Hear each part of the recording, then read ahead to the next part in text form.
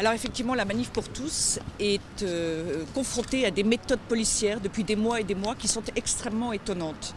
Tant et si bien que depuis quasiment le début de notre combat, lancé en octobre 2012, nous avons été obligés d'aller sur le terrain de la défense de la démocratie et de la défense des libertés fondamentales.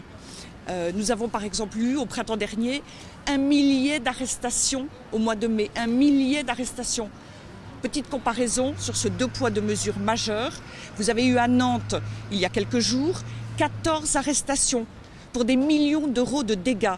Nous sommes donc insultés, nous l'avons été tout récemment encore par M. Valls, nous le sommes par Mme Taubira, nous l'avons été par d'autres ministres. Nous sommes insultés alors même que nous sommes non violents, pacifiques, à l'écoute, dans une volonté de dialogue et d'ouverture.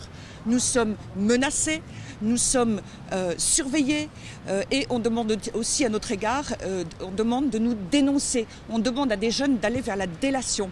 Les interpellations qui ont eu lieu l'année dernière, tous les jeunes ont été harcelés pour donner des noms, pour donner des numéros de téléphone, pour dénoncer leurs voisins et amis, comme l'a été Anna. Quel est le tort de la Manif pour tous ? Quel est le tort de la Manif pour tous ? Eh bien, c'est de s'exprimer librement, c'est de demander la parole, c'est le droit de tout citoyen. Et nous sommes confrontés à un président de la République et à des ministres qui, lorsqu'on ne partage pas ses positions, voudraient nous empêcher de parler, refusent le dialogue, refusent de nous entendre, refusent de nous recevoir. Le dernier exemple en date, majeur, M. Hollande, auquel nous avons écrit un courrier de demande de rendez-vous que j'ai moi-même déposé à l'Élysée. Nous n'avons même pas eu de réponse. Et lorsque nous avons joint l'Élysée, eh bien nous avons été baladés de personne en personne, de secrétariat en secrétariat, pour retomber sur le standard au bout de 25 minutes. Harcelés, menacés, insultés, surveillés, dénoncés.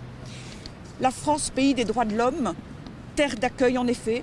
On pense à cette jeune immigrée, 18 ans, le jour même de ses 18 ans, elle demande à être naturalisée, elle demande la nationalité française. C'est magnifique.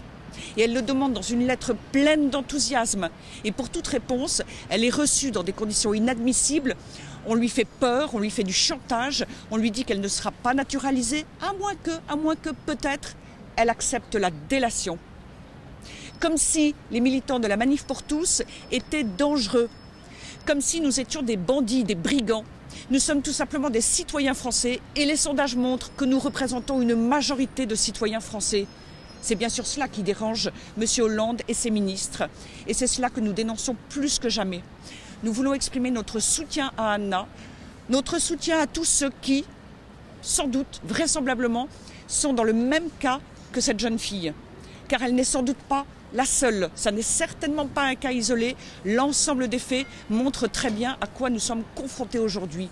Alors à ceux qui sont des donneurs de leçons sur la démocratie, eh bien je demande des explications, nous demandons des explications et nous demandons des excuses auprès de cette jeune fille et que bien sûr son cas soit traité le plus vite possible, le mieux possible et de manière humaine et de manière chaleureuse. Je rappelle que la Manif pour tous défend des positions fondamentales, extrêmement importantes, qui concernent l'enfant, le père, la mère, la famille. En quoi cela pose-t-il problème? Nous défendons des valeurs universelles. Elles sont non seulement républicaines, mais universelles. Et d'ailleurs, on voit bien que dans beaucoup de pays du monde, petit à petit se lèvent des citoyens qui reprennent ce que nous disons et qui prennent conscience des problèmes majeurs qu'il y a aujourd'hui.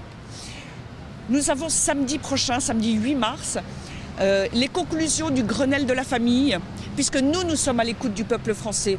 Nous avons organisé des forums, des débats, des groupes de travail, des réunions, des assemblées pour consulter les Français.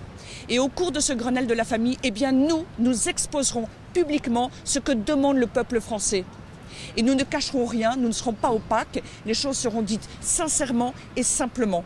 Voilà le travail que nous faisons et que malheureusement le gouvernement n'a pas voulu mener puisqu'il a refusé des états généraux l'année dernière.